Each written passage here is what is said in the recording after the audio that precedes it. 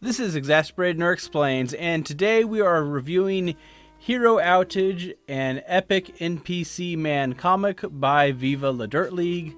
I stumbled upon their YouTube channel a number of years ago and enjoy the Epic NPC Man sketches that they put out. And when they announced this comic, I thought I'd give it a try, especially when I saw it was written by Fred Van Lente, who I believe is one of the best at heroic comedic comic book adventures, such as his work on Incredible Hercules and Archer and Armstrong.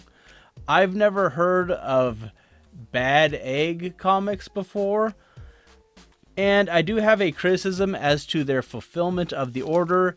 It was sent in this soft padded mailer, which is fine for some things, but for shipping a comic, it is really lacking. You need something a bit sturdier to prevent things like spine ticks, which my comic had when I received it. Being soft, it was also folded to fit into my mailbox.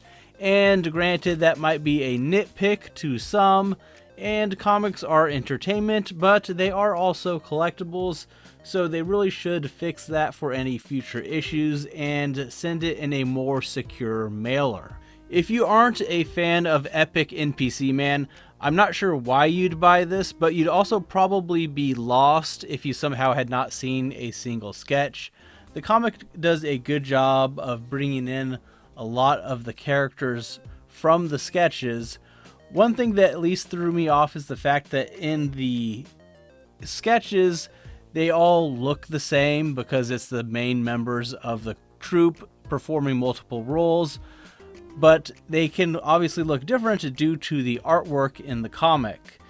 Particularly Bodger threw me for a second, as he's very different from Rowan in real life. This is done for obvious reasons and helps the characters stand out from each other physically instead of just with outfits, as they usually rely on in live action. As to the story itself, if you missed the sketch that debuted the premise of the comic, essentially all the heroes of Azerim disappear, and without them to do the reoccurring quests, Honeywood begins to fall apart, leading to a journey to fix the problem on their own. The comic does a good job of capturing the different character voices, and the story plays out like an extended sketch. There were several moments where I laughed reading the comic, and I enjoyed the story overall.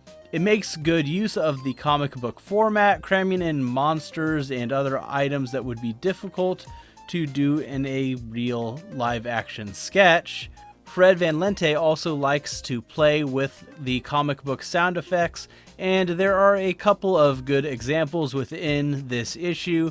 It's a story that certainly felt like it was meant to be a comic book in that sense, which is probably why they had a veteran comic book writer work on it, instead of having it completely written by the sketch group. The story also leaves room for a sequel, which I assume they will work on if the order numbers for this make it worthwhile.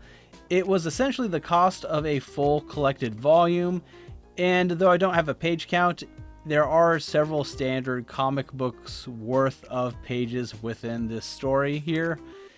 In summation, I think it will please fans, and if you like the videos enough to purchase the comic, you won't be disappointed.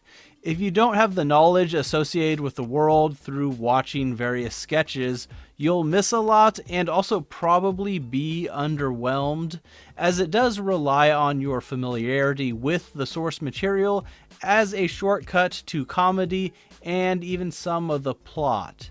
It's still a solid read, but I don't think it quite reaches the realm of great.